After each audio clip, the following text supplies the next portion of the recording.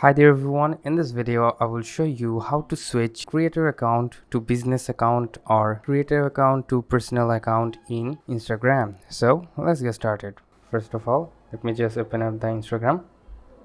Alright, and then from here you need to go to the profile icon on the bottom right side corner.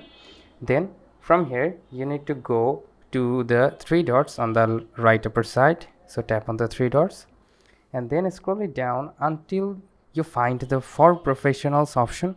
Under the professionals option you need to go to the creator tools and controls.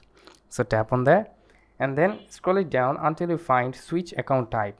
All right, so now you need to tap on that option and then you will see two options like switch to business account and switch to personal account. So as I am going to show you how you can go to the personal account, let's just tap on the personal account and it will ask these options, and now you need to tap on the switch to personal account and it will take some time to switch your account type.